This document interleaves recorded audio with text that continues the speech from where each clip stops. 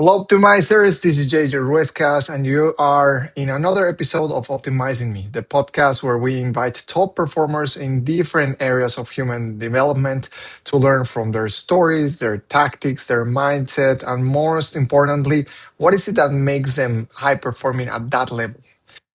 This is how we all learn through modeling other people and learning what we can apply to our own lives. Today's guest is a powerhouse who is redefining what it means to have a relationship with abundance. For over 2 decades, she has been guiding several individuals looking to reclaim their power on this area of finances, moving from a career that it was in high net worth financing advising to becoming a transformative money coach. And we're going to talk more about that today. She's the founder of the Stop Budgeting, Start Living movement, the author of the book with the same name, Stop Budgeting, that I have right here, by the way, and a frequent speaker advisor in the personal and business financial realm. But what makes her truly special, and the reason I wanted her on the show, is her ability to bridge the gap between the practical mechanics of wealth and the deep internal shifts required to sustain it. It helps people break free from the shame and the limiting beliefs that keep them playing small, including myself, teaching them how to lead their lives with unbreakable confidence. On a personal note, her approach to integrating mindset with financial flow has been a massive inspiration. She doesn't just talk the numbers, she talks about the wealth within and the presence required to live in a life on your own terms. We're going to go more on that today. Well, I'm excited to explore her journey and the powerful work she's doing. Please welcome to the show the brilliant Lisa Chastain. Hello, Lisa. So happy to have you here. Thanks for having me. Yeah, it's such an honor to do the research. First of all, getting to know you, getting to know your work first from then reading the book, listening to the audio. The audiobook is fantastic, by the way. I Thank love you. your voice. Yeah. So for people that they may not know you yet in my audience, who's Lisa Chastain and what does it mean to be a money coach? It could mean a lot of things. A money coach could mean a lot of things. I'm a woman in my 40s who is aspiring to help heal and transform lives. I do that through money because I believe money is such a pain point for so many people. My journey started in working with women primarily in my coaching business. I was a financial advisor, as you mentioned, and I noticed how male dominated the industry is and was at that time, even a decade ago, and also how the constructs are for men and have been for men. But this paradigm is shifting real time today in this century for there to be more of a balance of power in a feminine way. So, women and money is a really important topic to me. One, I didn't grow up around a lot of money. I grew up in a blue collar household. I was not talked to or taught a lot about money, wealth specifically. There was a lot of conversations about how to budget, but not how to grow, generate wealth. I'm an entrepreneur at heart. So Lisa Chastain today is someone who's on a mission for women and men alike to increase their health as it relates to wealth so that we can live healthy, whole lives, not just have zeros in the bank.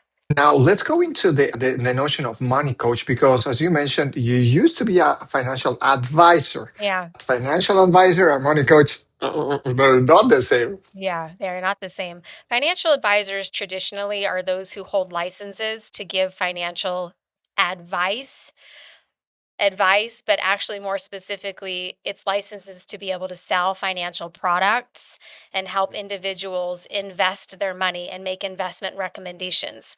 I had my Series 65 license as a financial advisor, which gave me the ability to give investment advice specifically where to invest your money.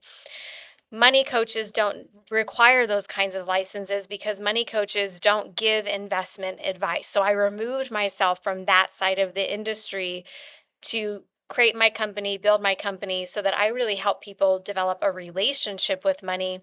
Numbers are a part of it, but to your point earlier, there's so much more to our relationship with money than just the numbers and just budgeting.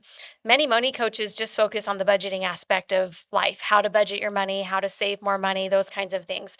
I'm really looking at a holistic approach, and I've built that over the last decade with my clients.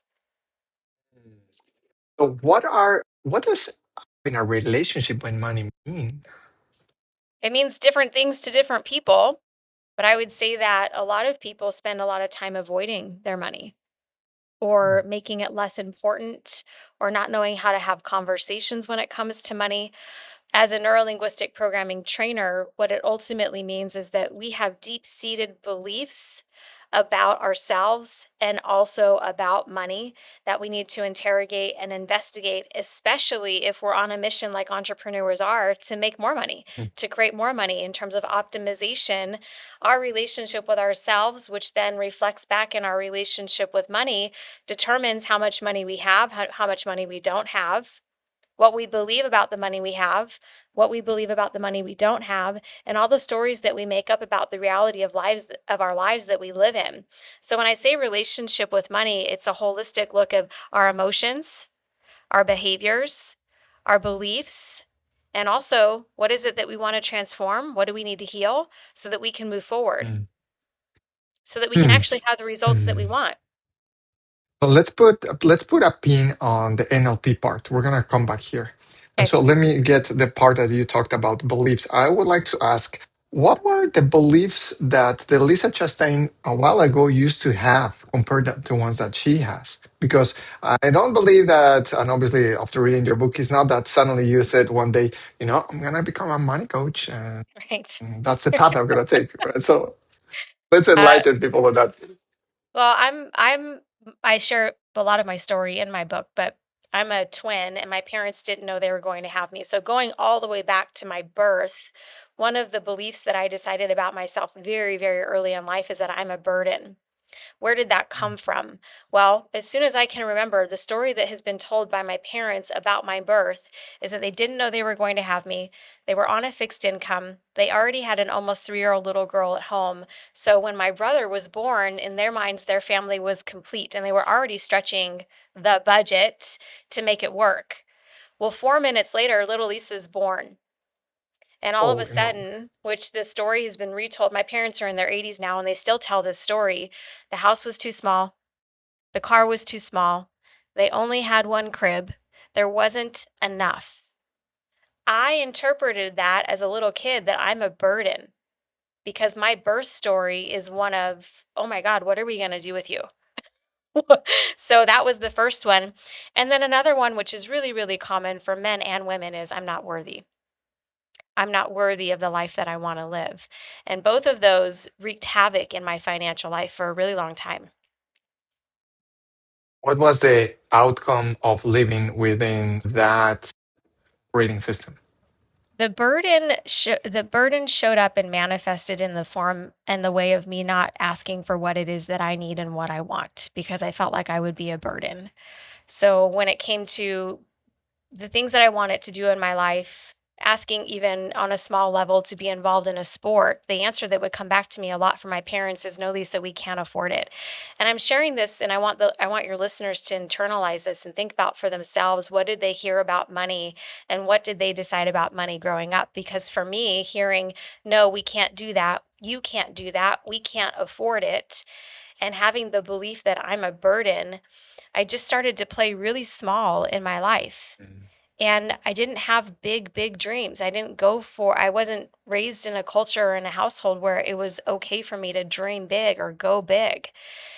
On the worthiness side of things, I made unworthy choices in partnership. I attracted a husband, an ex husband, that did not treat me very well. I allowed it. I'm in a responsible conversation about that. I had to peel back some of the layers to understand why I was making the choices I was making. I would buy expensive things like a Rolex watch when I couldn't afford it Oh. because I felt unworthy and I wanted to prove to the world that I was worthy, and that manifested in material possessions, in me being able Mm. to show outwardly, yes, I am successful, even though on the inside I didn't feel worthy. So, those limiting conversations can manifest in a number of ways. Another way it manifested for me was hyper vigilance in outward. What am I trying to say? I was an attention whore. I went after every Wow. award, every accolade. I tried to get every external validation my way to prove that I was worthy, even though on the inside I didn't feel like I was. So those are younger years of mine and how my limiting conversations showed up real time. I was a workaholic. I was a functional alcoholic. I was covering up all of these different things about me, and it took some really deep healing and some deep work in order for me to transform the beliefs that I have about myself so that I could become the woman that I know that I was born to be. And we do double click on the moment that that happened. You talk a little bit on your book, and I wanted to ask, what was the moment when you did the switch? The switch, well, the light came on. It took me a decade, but the switch that came on for me was a personal development seminar Oh, wow. where I had four, it was 4.5 really intense days where I had an opportunity to look at my life and also look at where I was playing the victim in my life, where I felt powerless or that I had no control. And it was in those 4 days that I was able to strip some of the layers and some of the emotions away and look at how did I get here? Because in the moment that I walked into that seminar in 2014, my marriage was broken. My financial life was not working. I was not making any money as a financial advisor. I was frustrated. I was frustrated, but I had these dreams and this vision of being successful, and I couldn't figure out how to bridge the gap because the feedback around me in my life was that there were things that I was doing that weren't working, but I didn't know what I didn't know. And so that was the switch that came on. That was the light that came on like, wow, there's another way, there's another possibility. But in order for me to really have what it is that I want, I need to heal some things. And I need to have the courage to be really honest with myself and break up some of these patterns that aren't working for me. Mm, you're making me think. What was, by the way, the seminar that you go to? The seminar was it was called Choice Center, and it's The still Choice it's still Center. in Las Vegas. Yeah, yeah. So the reason I'm asking is because I have attended your own workshop Hmm. and your own seminar, and in my case, I had it was. I will always. Those are the peak moments when we cannot forget things. It's like simply so clearly imprinted in my mind. Like the moment that I realized, like, oh, JJ, you're playing too small. And Yeah, like it was so like right, like that, like that's the sound, the pop, and it's like, oh, and you cannot unsee it. nope, you can't unsee it. Mm. That's why I love the work. We say the work, but what I Yeah. mean about that is I love the ability in a guided, safe experience Mm. to take your life and set it aside for 3 or 4 days and take a look from an inward perspective about not only what isn't working, because this isn't designed for broken people. It's Mm. designed to say that I have some constructs and some frameworks in my life that may not be the same ones that are going to help me get to the next level. So in the introduction, your podcast is about helping people optimize and also helping people get to that next level by modeling, right? Modeling other successful people. And also we have to realize where we're limiting ourselves. It's not our fault, but when we can put ourselves in rooms with other people and do some deeper work, those pops will happen Mm. because you've given yourself the space to be open to seeing what you need to see. So we're gonna come back also to this part. I Okay. wanted to start asking you, what are some of the most common myths that you have encountered with the people that you work? And the reason I'm asking is because I did not grow up in the US, and it was so interesting for me to move from a place where they make a tenth of what is the smallest income here, the small Yeah. amount of income there, and they come here, and then there is this shocking element, right? And so it was interesting to me to see some of the what I consider myths, but you have way more experience than I do. What are those faulty systems that people have around money specifically? In America, Yeah.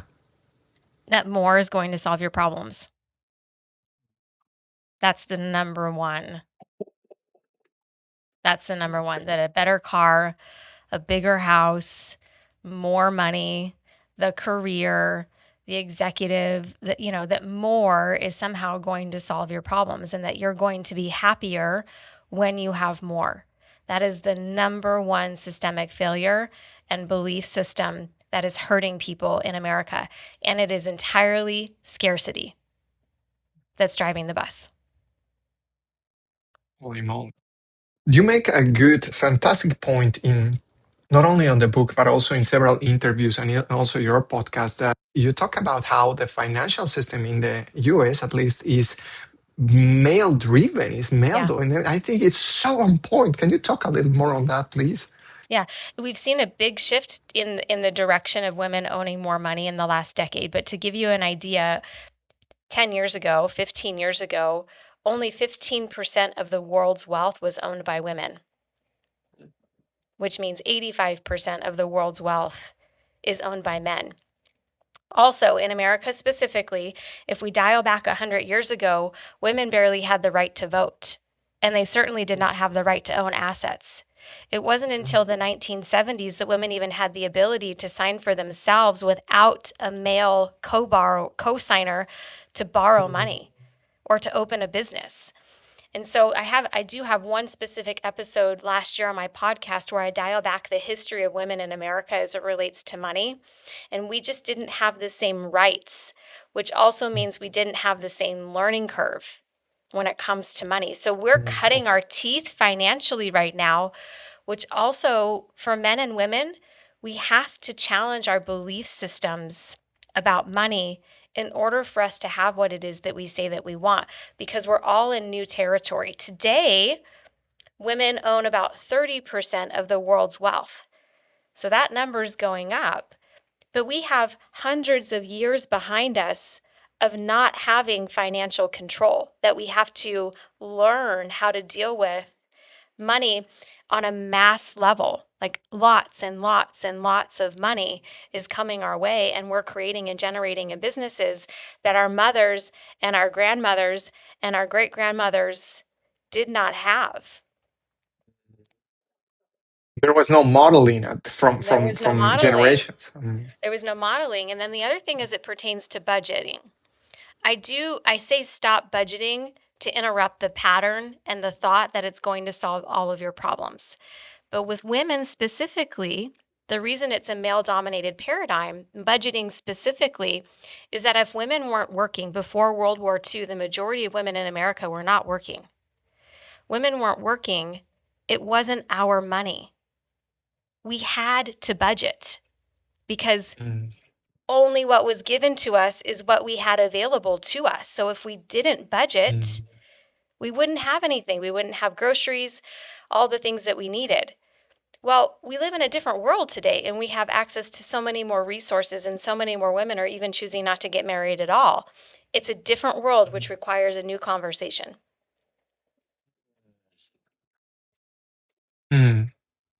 You're making me think. One of the things that it it was clear to me while I was doing the research for this interview was you are creating the gap, the disparity that has happened over the years, right? It's thanks to people like you that we create a bridge towards that. One is in the inequality between wealth distribution between men and women. And the other thing is the approach towards wealth. So if it is scarcity driven, how do we start changing the other part? What does abundance mean to you and in Yeah. your philosophy? Yeah, so one of the women that I really look up to who's been a trailblazer in the world of money, not because she's a money manager, but because of her global perspective on money in general, is Lynn Twist. And Lynn Twist, who wrote a book called The Soul of Money, she and I share this. I heard it from her and I totally agree with her that people are obsessed with abundance.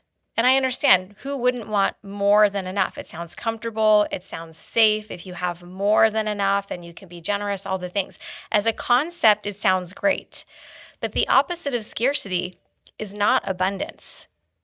Mm, The opposite of scarcity is enoughness. I am enough. I have enough. There is enough. And we see, to your point, people who live in a context of enoughness who then have the ability to become abundant because when they have enough, everything else is extra and can be given.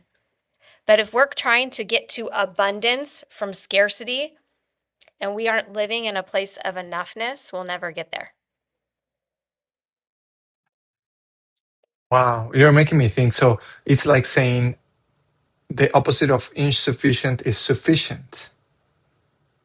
Yeah, because it can't be Mm, insufficient to excess. You're exactly. skipping a step. And then let me tie that back now to NLP. Yeah, Because right now we're doing a game of words, of playing of linguistics. sure. How does that how do you use technology like NLP? First, let's do a quick introduction to NLP for people that may not know. We've talked about this. We have had even Dr. Matt James here on the podcast Okay. previously, who I trained with as well in Okay. NLP. But for people that would like to know from you, what does NLP mean and how do you use it as a technology for change, which is not only the only one, you use many, but that's one of the main ones that you have. NLP is a through language, through the words that we use, communicates our map of reality. What we believe about ourselves, what we believe about our world. That's the linguistic part of neurolinguistic programming. The neuro aspect of neurolinguistic programming is that we are intaking millions of bits of information per second. I hear behind the door, my colleagues talking, right? But my brain is channeling that out so that I can be present with you. That's the neuro side. As we're taking in information, our brain is either deleting, distorting, or generalizing what we're taking in because we don't have the capacity to take it all in at the same time. We would go crazy. It would Mhm. be Yeah. too much at all the same time. Okay, Mhm. so we take information in, we just delete it, distort it, or generalize it, which then through our own processing and the way that we individually process information, and there's a whole lot that I could go into, but to simplify it, we then have programs that we run in the way that we process and synthesize information, which then creates our own map and interpretation of the world around us. Neurolinguistic programming, the words that we use then just inform us and other people on how we're making sense of the world. Well, how we interpret the world is not fact. How we interpret the world is coded by our own internal operating system based on the beliefs that we have, based on the culture that we were raised in, based on the meaning that we assigned to the things that happened to us in our lives. Mm. And we walk around with that identity as if it's true. It's just an Basically, we're interpretation. hallucinating. It's an interpretation. Even I'm not worthy is a lie. I decided it at some point in my life and then I started carrying it around as my identity. But the in my neurolinguistic program, and then I'll transition, how do we use it? But in my journey of becoming an NLP trainer, the map is not the territory, which is a presupposition of NLP. Can I cuss on this podcast? It really You can. You can. it really fucked with me. I'm like, what Really? do you mean? What do you mean the map? What is the map? What is the territory? I don't get it. And it was when that clicked that my map of reality is not the truth, that I was able to release so much pressure I put on myself. And also, because of that one presupposition of NLP, that the map is not the territory, means that we can alter the map, we can change it. And that is the altering transformative work that I'm doing when it comes to money. Now, talking about the brain does map, generalizes, distorts, deletes information. Yeah. What are when you're working with a client? What? How do you hear that in their language? Mm. Well, if I deleted something or Or chose if they not to delete it, delete it, if they delete it, if they're telling you something, yeah. sure, I don't remember. Well, Mm. your unconscious mind did one of two things. It either suppressed that memory or it just didn't, you just blanked it out. It's gone, right? I don't remember. Generalize it, not that big of a deal. It's not a big Oh deal. wow! I'm Um, losing this money. Not big of a deal. no big deal. Gosh, I have because of the coding of people emotionally when it comes to money, guilt, shame, anger, whatever those negative emotions are that have such a charge on us. If we don't know how to release those negative emotions, they sit in our bodies, and then all of a sudden someone will open their bank account, and even if they had $1 million in their bank account, they'll be flooded with emotions that are actually unwarranted and from our past, because if we don't release them, they stay with us. A lot of emotional flooding with money happens in my world because their reality is not, their internal reality is not the truth. So Mm. I'm not enough, I don't have enough, I'll never have enough is a really big one, especially for individuals who are raised in households where there truly was not enough. That gets locked in. And so then they'll spend their entire lives. And I have, people in their 30s, 40s, and 50s come to me who have plenty of money, but that is not their reality. That is not their internal reality. They don't ever feel like they'll have enough. That's a really big one in my world. Very successful people.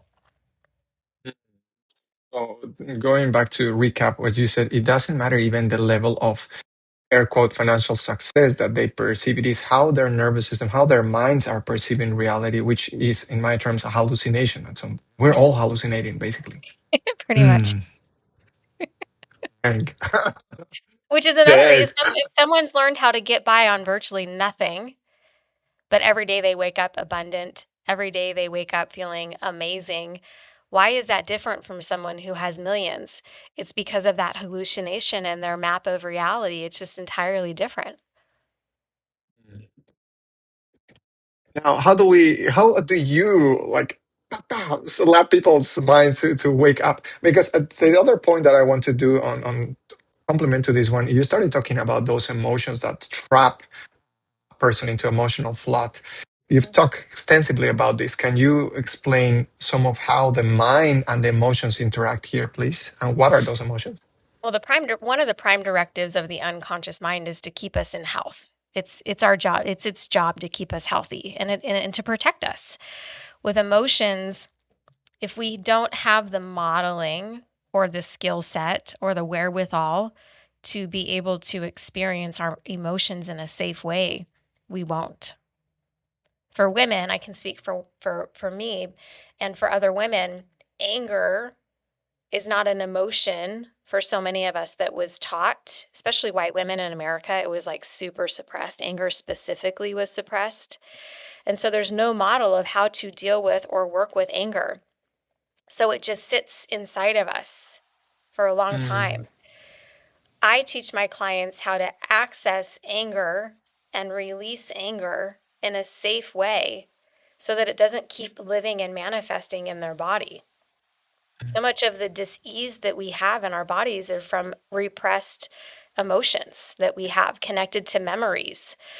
So one of the ways that I work with my clients is help them put language on the emotion that they're feeling, because when you to digest that, to process that, if you're not used to identifying in your body this is sadness, it might mm, just feel like an emotional collapse. It just feels overwhelming. I can't handle it, or I'm just crying and I don't know why I'm crying. So, using some of the NLP technology, I'm able to help soften that even before we talk numbers. Let me help you learn how to regulate your nervous system and release and connect to what those emotions are. And then we'll keep on the journey of figuring out your financial life. But that emotional regulation is paramount to being able to move forward. When I say emotions and relationship with money, that's what I mean. That there is something in the numbers that causes you to react or causes an emotion that's usually begins way back when as a child, or a belief that you have about yourself, and it just triggers it every single time you look in your bank account. Well, let's get into touch with why that happens, how we can work with that emotion, not as your enemy, but as your friend. It's just information, it's feedback. Let's look at that, and then let's move through it. In the 4-day experience that you were in, Wealth Within, it's 4 days of that. I don't truly know what anyone is going through. So, as a mhm, practitioner, I'm stepping into their map of reality to help them figure it out, not the other way around. mhm. Yeah. Now, let's start talking a little bit about those experiences that you created, like the one that I was, or the ones that you have experienced of myself. Hmm. What is the component that makes them so powerful? There, you talked about safety in a group. Hmm. And what does in this case mean safety for a person? And someone can say, but I'm safe. Do I need to go somewhere, right? Yeah. To feel safer. Well, especially when it comes to money, I don't know many people who feel safe enough to talk about their life and their money outside of a private one-on-one conversation. So many people don't even have the tools to be able to communicate how they feel when it comes to money. So it just ends up coming out in all kinds of crazy ways. So when I say safe, one, it's confidentiality. We cannot guarantee it, but we definitely do our best to create a container where people's experiences are honored and whatever is shared is in the room, stays in the room. So that's safety. Safety in a nervous system way. So Robert and I have had so many years of experience in working with individuals, and I've also sadly been in experiences where people are not safe in their nervous system, and therefore they cannot do the deepest work that they need to do. So nervous system safety is another piece of that. And then safety to wrestle with and space to wrestle with emotion with guided support, which is where Robert and our training come in, your training comes in, is whatever's happening in that moment.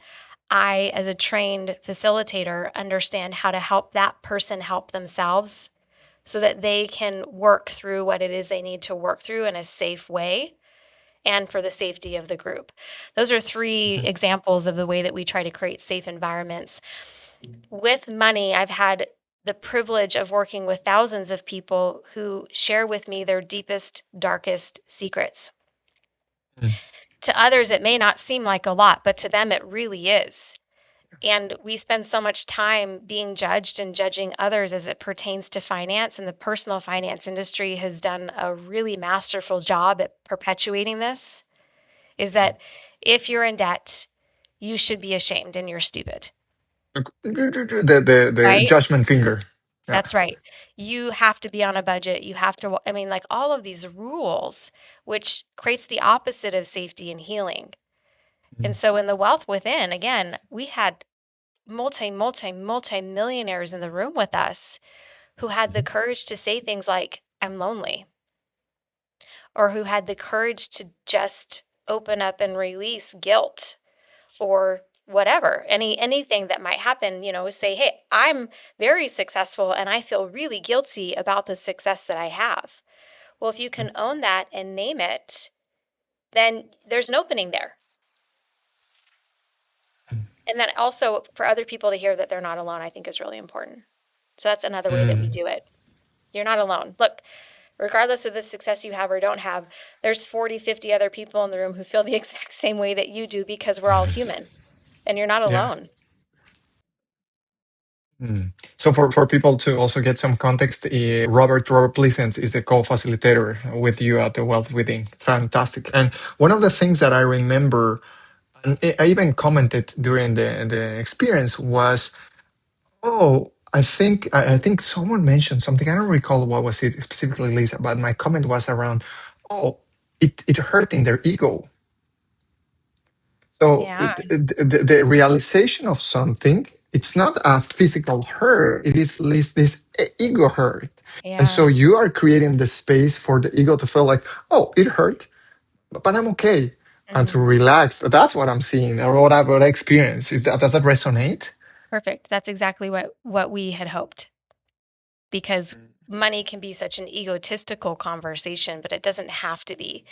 And in order for the world to journey into a healed world, we have to learn how to work with our ego, acknowledge our ego, but also our soul is the work I believe that we need to lean into. And that hasn't been taught in a predominant way when it comes to money.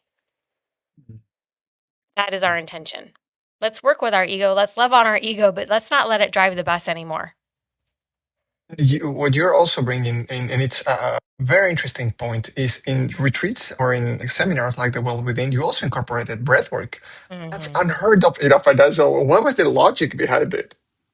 We knew that people could get at what they needed to get at through breath work. Robert and I have both integrated breath work into our own personal practices, but also into the other retreats and experiences that we use with our clients.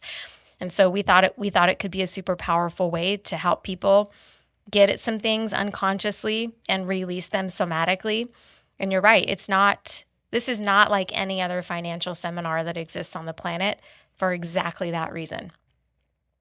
So we were thrilled with the results of breathwork because a lot of the people were like, that was ridiculous. And wow, that was amazing. Like, what did I just do? Yeah, so it was the combination. For me, it was validation in my idea of all the variation that I've done. I don't go with the financial aspect. I go with another aspect, but combining the technologies like NLP, safety, environment, breath work, and the power of each one of the participants within themselves. That what creates that transformation. That's it. That's it. That you have the Mm. ability to experience yourself in a way you've never experienced yourself. Now, let's go back to a hypothetical case. You have maybe 30, 45 seconds from floor number one to floor number 30. Such a fast elevator, right? Okay. And you have someone there and you have to deliver 1 to 2 pieces of advice that you know that the majority of people will. 80/20 that works for anyone to start optimizing the relationship with money. What are those one or two 80/20? Stop playing by other people's rules. Have the courage to truly ask yourself what matters most to me and answer that question. And then reorganize your life in what truly matters to you versus the way the world tells you that you should be because of success or because of money. That's the number one thing is that when you have the courage to have a vision, go big in your vision and clearly define it for yourself, then you can start taking action in that way.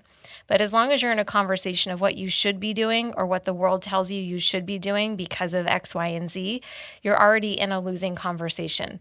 So, your relationship with money, make it deeply, deeply personal. Have the courage to ask the powerful questions and then get to work in creating a life that works for you and you alone.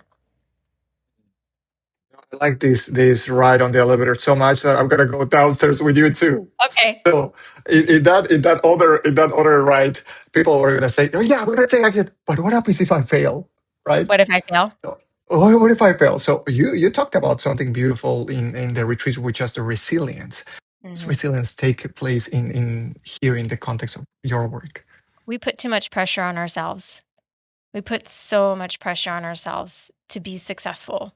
So, first, you need to clearly define what success means to you, but take the numbers off the table first. So, we did a powerful exercise in the Wealth Within where we get to imagine our life at the end of our life. And Bronnie Ware, who's a beautiful, amazing author, wrote a whole book about the 5 regrets of the dying. No one on their deathbed wishes that they would have made more money. People want relationships, they want connection, they want health, they want memories, they want to be able to take the trip, but we don't allow ourselves to do those things. So get curious about what's in your heart, about your purpose for being here on this planet in the first place. Interrogate your own map of reality when it comes to money. Do that work before you set another financial goal. Because it's not the car, it's not the house, it's not the Ivy League school, it's not the name brand clothing, it's not the Rolex watch that you're going to be regretting at the end of the day. Mm. Mm. This is one of the most productive elevator rides I've ever had in my life. Good, good. I'm happy to hear that. Thank you, Liz. Let Mhm. me let me ask now a few questions around Lisa or to Lisa herself. What is your definition of a day where you experience failure? What does failure mean to you, and Mm, what does a successful day mean to you? that's good. I didn't answer your question about failure. People are afraid of failure, but I think that's just an excuse. What Mm. it really is ego. They don't want to look bad. That's really what it To is. look, they don't want Yeah. to look stupid. They want to look. Yeah, they don't want to. It hurt. It hurt. Something happened a long time ago where they experienced failure or they looked bad and someone laughed at them. For men, their biggest fear is that someone's going to laugh at them. That's ego, you know?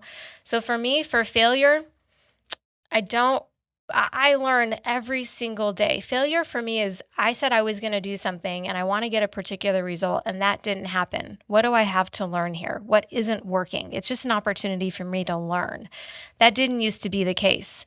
I was I was struggling in my life because I was so afraid of what other people were going to think if I got a divorce or if they knew I was going broke or if they knew I was pulling money out of my 401k. I felt so strangled by other people's perception of me. When I had the courage to let that go and just realize that I was making some decisions that weren't serving me and it was time for me to remodel my life, I was able to step into a conversation of, am I okay with me? Do I like me? Do I like the life that I'm living? Am I okay with the choices that I'm making? And so failure is an opportunity to learn now more than anything. And I've Mhm. totally reimagined my definition of success. Totally Mm. reimagined that. When I first started my company over a decade ago, it was all about the number. If I'm a $1 million business owner or a multi-million dollar business owner, then I've made it and I'm successful. A few years ago, I realized that I don't really care about the number. If I can help people and have the impact that I want to have, then I'm successful. If I can have meaningful conversations like the one that we're having today, and I can keep my mission moving forward and help people heal, then I'm successful. If I can manifest some of the dreams that I have, like doing an event like the Wealth Within, then I'm successful. I don't have to have a mansion to be successful. That's the external world telling me what I have to be happy and successful. Now Mm. it's all about here. What's in here? When did you have that do you remember what happened or a series of events that happened that made that transition from the numbers to the within? I can't. When I started my podcast, I was really, that was what, 3, 4 years ago. I was really in the question of, man, like, what are people's journeys? And having interviewed Mhm. now hundreds of people, it for me it was a realization. I don't remember the exact moment, but it was a realization of like, oh my God, it's not the numbers. It's not the numbers. But being in the finance industry, somehow that was something that I thought would be the case, and it's not. So there's that. I made some big moves and I hired some big agencies thinking that somehow that was going to get me to the success that I wanted. So I was trying to shortcut some things. I ended Mhm. up in a lot of debt as a result, and I Mhm. had to reevaluate why I was doing it in the first place. So some of those setbacks financially were also great Mhm. teachers for me to say, why am I doing this? What is the purpose of it? So, What was yeah, your narrative in those setbacks? What was the the voice in your narrative. head? Yeah, what did you tell yourself? I hired an agency out of New York City who they helped Grant Cardone and Mel Robbins create their brands from the ground level. They were both not very known as authors and all the things. And in those relationships, which I value and I learned a lot, there were times where I was being coached to be inauthentic, to Wow. behave or act or say things that were not authentically me, but that were going to get me rich or make me big and polarize conversations. And it just felt off. It didn't feel right. And those internal cues, along with getting NLP certified about the same time, I was able to release the pressure that I was putting in myself to be a certain way and go, you know what? I'm just going to have integrity, number 1. And then 2, I'm just going to be myself. And if it takes me longer to get where I need to go, that's fine. I'm just going to surrender the ego here, drop it, and start over again. And I didn't start from square one. I've been building my company for the last decade, but I released that agency and I said I'm just going to go back to the basics and doing things that I know that feel good. And that's where the Wealth Within was born, where I had that space to get creative again. Well, I don't think anyone asked you that question. Hmm, thank you. Mhm. Now, Lisa, what is something that you unlearned in recent years that improved the quality of your life? What's something you unlearned? I unlearned. Yeah, that improved the quality of your life. Ooh. Um, my success does not is not determined by external factors. That my success is not tied to accolades or to awards or to media opportunities. My success and my happiness, more specifically, actually is my happiness. It is my ability to wake up and spend the days with people that I love the most and make a difference in people's lives. That's always been the case for me. And when I stay centered there, I live a happy, fulfilled life. When I get my ego off and running, which oftentimes is a less than conversation anyway, like I don't feel like I'm enough and my ego takes the wheel, Mm, I end up in situations and in conversations that don't feel good or don't feel right. And so it's a process of coming back home and making that a practice. Breath work has a lot to do with that, and I practice breath work daily now because of that. But just stay grounded and stay keep it simple. Those are the things that create mm, for me the most amount of happiness. mm. This is you're making me realize so many things. Really appreciate it. Yeah. A few more questions to finish. We talked a little bit about your mentors. Who were your mentors or current mentors? Yeah. I've had a lot of mentors, a lot of amazing mentors. Interestingly enough, I've had the most amazing mentors I've ever had in my life are men. I've had some great female mentors, but by and large, it started with my high school soccer coach, who was just a great mentor and a great support system. And then in college, one of my mentors, Joseph, was incredible and kind and loving and helped me get through some really rough times through college. From there, I had some great women mentors, but my mentor at the UNLV Honors College, who was the dean of the college at the time, he's still a really good friend of mine. And so they're men who are ahead of where I want to be in life, who have a lot of great experience. Robert is one of those mentors who have said yes. I call them and they're the ones that answer the call. Those have been my greatest mentors, and they're the people that are the kindest. They're just really kind people. Have been some of my greatest mentors. Wow. So much to process out to digest. I love it. Thank you so much. Where can people find you on the net, by the way? LisaChastain.com. That's the easiest So place. I'm very active on Instagram, so that's Real Money with Lisa. And my podcast, we're just opening up a new season. So my podcast episodes are on every major podcast outlet. That would be the best way to plug in for now. fantastic. What's something that you would like to tell people that we haven't covered yet? I don't know. If I could summarize the feeling that's most present with me right now is have the courage to be happy. Have the courage to Mm. be have the courage to seek happiness as a way of life and a way of being. Have the courage to seek wholeness and fulfillment because everything else is just a hallucination. Wow. To finish, I always end up with a question or to elicit a question, both things. So in this case, in closing, Lisa, if you could leave the audience with one question to improve their relationship with finances or abundance or money, what would that question be? For what purpose? For what purpose are you making the decisions that you're making?